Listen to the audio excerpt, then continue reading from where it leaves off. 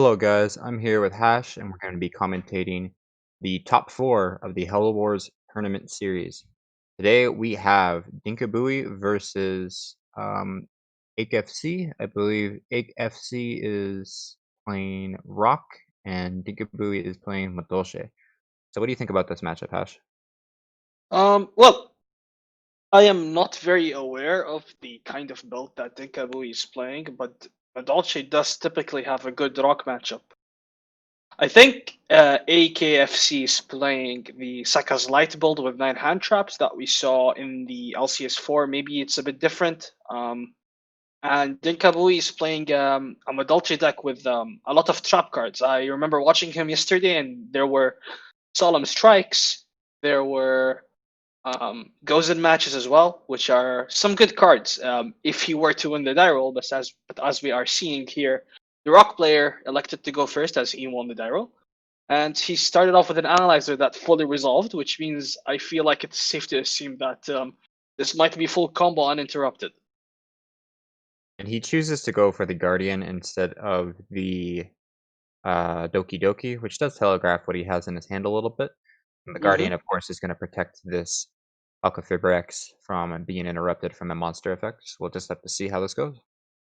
hmm This still does like lose to an impermanence, but I don't think Dinkabui has the impermanence, so it should be fine. Yeah, it If looks like he is siding Dark Ruler no more, that will be really good because what Madolche can do against Rock is just activate Dark Ruler no more, and then even if the Rock has the Buster Lock, which I don't know if AK is playing, um, you can just attack over something with Pudding, I believe, and then use Pudding's effect to pop the Buster Baby or the Savage. That's the bust that the Buster is equipped to. And then in the main phase 2, you can shuffle back their entire field with Tiramisu, which is really strong. yeah, not only that, but he can also shuffle back in the Block Dragon from the graveyard into the deck, and hmm definitely can just wipe an entire Nibiru. It's dropped here. I lost my train of thought because Nibiru came down, but it's met with the Guardian, of course. So I think it's safe to assume that that was his only hand trap since it didn't come down alongside a Veiler or an Impermanence on the Guardian to stop that and like clear the entire field. Of course. Mm, AK is going for Nightmare Cerberus. You did draw the Block Dragon, which makes this combo a bit easier. Yeah, it's always extremely strong when you hard draw the Block Dragon Mm. instead of having to search it or do anything like that, just because that's always your playthrough. Like, if anything goes wrong, you know you can just summon Block Dragon and still make all your plays. You can if you open Block Dragon and 4 other cards, you can just use 4 other cards to play your deck and play into anything they have, and then just summon Block Dragon, link it off, search 2 tuners and Gigantus, and just go from there. So it's really insane. We do see the Gigantus and the Researcher coming down. This is normal, standard stuff for the Rock combo. If you've been playing the game for the last couple of months, you know what this does. hmm What's interesting about this build is we have seen the mid-breaker field, gammas, and a lot of we can kind of see what the rock player is playing in his deck just by looking at the excavates. And he does seem to be having the mid-breaker field. So is he playing Sekka's Light in the mid-breaker, or do you not know? I believe I saw Seka's Light last round. So I think the theory is you play one Seka's Light, one Midbreaker, because seeing both is very unlikely, and seeing one on its own, regardless of the rest of your hand, is just too high impact. So it's fine. Like you can risk taking these odds. Yeah, he just milled the Seka's Light off the Seeker. All right, so we see that he is playing both, and I can definitely get behind that. That definitely seems like a very interesting way to play the deck, and very seems pretty strong. hmm It's just a pot of greed. So why wouldn't you play pot of greed? Yeah, that mulligans your hand even better. Summons the Savage in defense, which is quite interesting, but I don't think it'll matter that much. Yeah, Madolche in its core, they don't really have a lot of big beaters. How they get a lot of damage out is just by summoning a lot of monsters and then activating the field card to get an extra 500 boost. hmm But as far as big beaters, 2,500 defense is probably fine. And playing around the Lightning Storm is just something that you want to do. I don't know if he main decks Lightning Storm, but that's a good thing to play around just in case. That's true. That's true. I think for me, it's more so like my thought process when I summon Savage when I play Rock. I summon it in attack because I think most people don't side in Lightning Storm against my deck. So I just summon it in attack because if I summon it in defense, that plays into Pancratops really hard, which is something people are siding.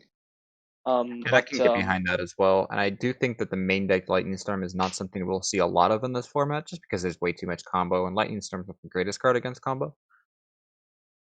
correct.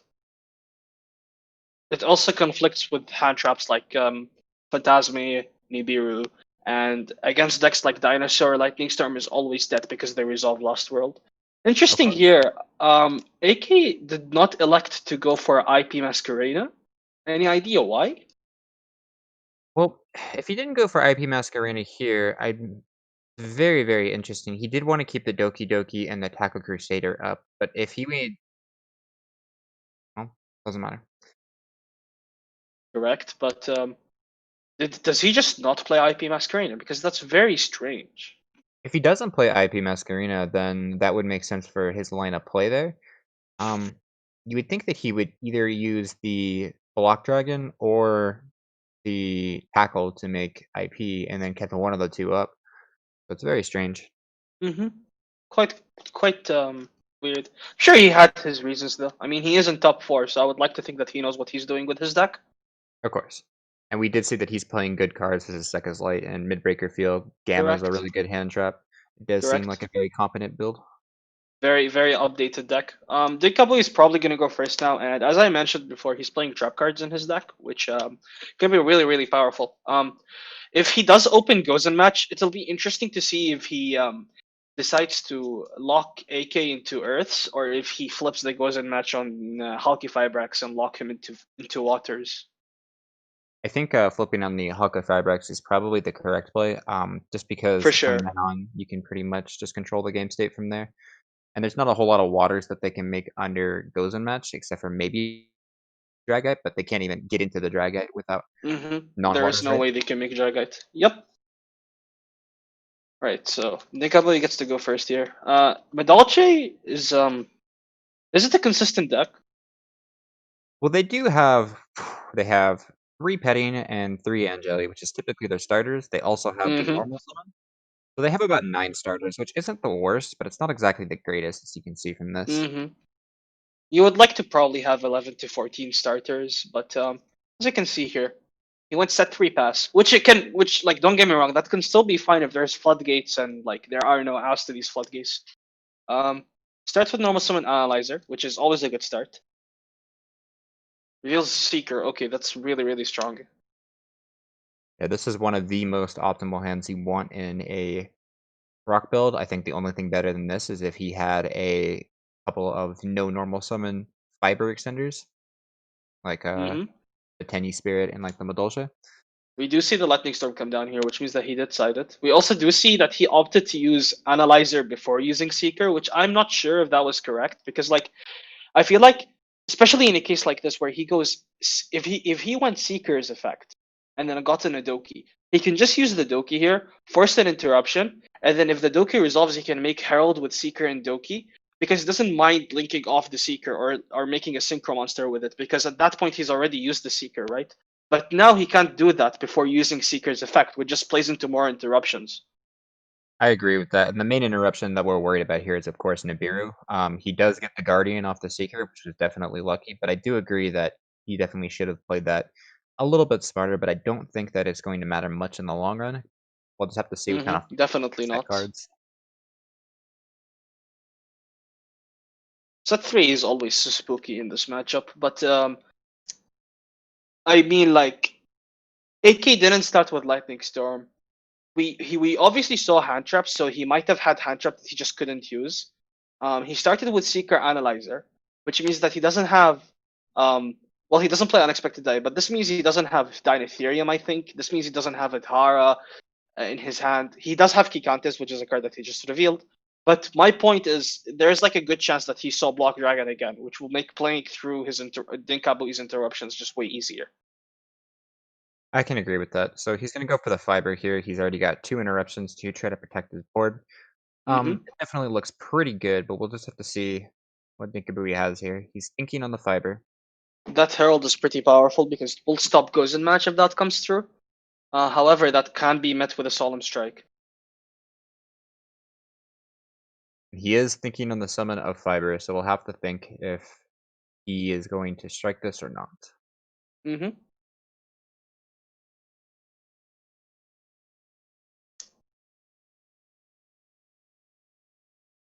There is also a non-zero chance that Dinkabui just bricked on Madolche spell and traps, right? Yeah, that could also be possible. He could just be setting those as a bait to make him play more carefully, but you would think that if that was the case, I mean, I guess that's all you can do in a situation like that. If he were Hmm. to top deck like a Salon Promenade, or a Ticket, and he just sets all of those, it would be extremely unfortunate. But with a deck that he's playing where he's playing a lot of back row, you would expect him to have a lot more. He summons Gamma with Halki Firebrax. I feel like that means he has O-Line in his hand and he's electing to go for the card advantage play instead of the standardized rock combo of summoning O-Line. Probably because he plans on using O-Line as discard fodder for a nightmare. Right, and when we're looking at, thinning out your deck, Gamma is pretty much a dead card after turn 1 if you have any cards on your board. They don't Correct. play, anything like Cyframe Lambda or anything like that. So, Hmm. when you special summon it off of Halka Fibrex, it gets a non-rock monster out of your deck, and it gets the brick out of your deck as well, so it's just good for deck thinning. Hmm. Important to note as well, he's playing the Sekka's Light Bolt, which means I don't think he's playing Emergency Teleport. Right, and Emergency Teleport is also a very good card on rocks if you do play it, but because you're playing Sekka's Light, it makes it very hard to run cards like that. Hmm. That's something else I don't really like about the Secu's Light version. You can't play Unexpected Die, which is probably the best extender in the deck. You can't play Foolish Burial, which is just more copies of Block Dragon. You can't play Emergency Teleport if you opt to play Gamma, which is just an insane extender on anyone that hand traps Fibrax. So like it's not that it's bad. Secu's Light is obviously a good card. It's just like it's a matter of would you rather play Secu's Light or would you rather play all these broken spells that Rock can utilize? And that's kind of like what you have to decide when you're playing the rock deck, because there's so many different ways you can build this deck. Some are better than others. I Some mean, yeah, are you can make Beatrice and rock. It's you that could. creative.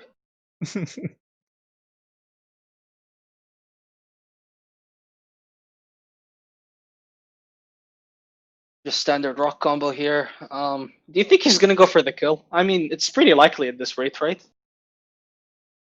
Yeah, he definitely has a lot of monsters in the field. So if Dinkabui has a Gozen match and he's holding it until he can strike and Gozen combo just to waste resources, that would be very interesting. But he has to do it before the block hits the field.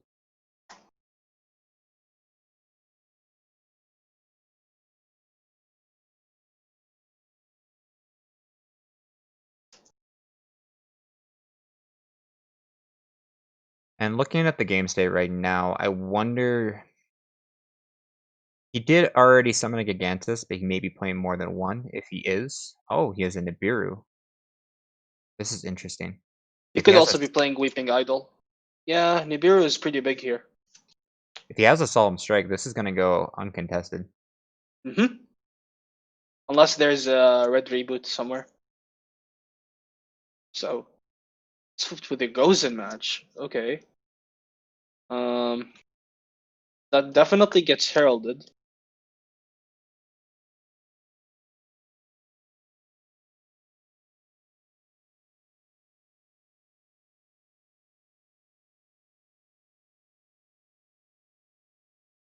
Here comes the red reboot.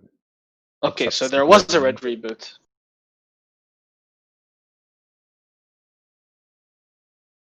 I don't know if Ninkabui is playing Judgment. I think he may be. We'll have to see. Hmm. This would be quite unfortunate if this ends the game.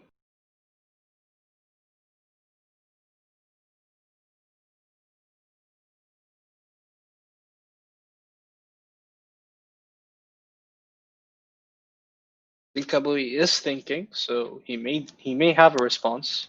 Nope, he lets it resolve. Probably sending Wow. a promenade from deck. to remove a brick. That's just very, very unfortunate Another for goes in match. Sure. Dinkabui here. What could he possibly have that could maybe turn the game for him at this point? The will to believe that AK will not game him this turn. Smile. Yeah, I guess if he just can't make Black Dragon for whatever reason, maybe he's not playing Hmm. the Union Carrier combo, There we which go. There we go. He could did open Block Dragon. All right, this game is beyond over. I mean, there might still be something, but it's very unlikely, right? At this rate. Right. I mean, maybe some obscure tech, but game two, if we would have seen some obscure tech coming from Dinkabui that's like a spell card, we would have seen it already. And even if it is, it's just met with Herald, so it just seems like this is True. the game. Yep. I think it's just a matter of. Well, he did go for Unicorn here, which tells me that he might just be going for Access Code because he's playing Access Code. I don't know if he is playing Access Code, but that might be his strategy here. That would definitely make things a lot easier. Of course, access code being so strong, especially in a deck like Adamancipators, which has at least 4 to 5 links that they put into the graveyard. Hmm. But of course, it doesn't matter in this situation where he would just be attacking for damage. I mean, he could make Dragite instead, regardless, and that would do the job Access Code does. But it is just a matter of whether or not he decides to go for a game here, which he probably should, because like Dinkabu is under red reboot, right? So there is nothing you should be worried about at this point. Of course, and then Beru is now gone from his hand, and there is a Herald face up on the field. So any Yep, um that any surprise interactions, like let's say the book that like books everything on the field, maybe I don't know. Like this Book of seems like Eclipse. yeah. Lol.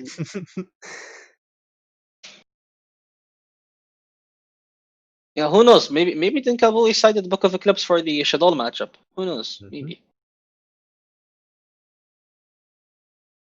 Of course, it still gets met with the Herald though. So That is true. That is true. Yep, here comes the access code. This is probably a game. Yep, it is. So I guess this means, yeah, there was a solemn strike, but there was also a promenade. Dinkabu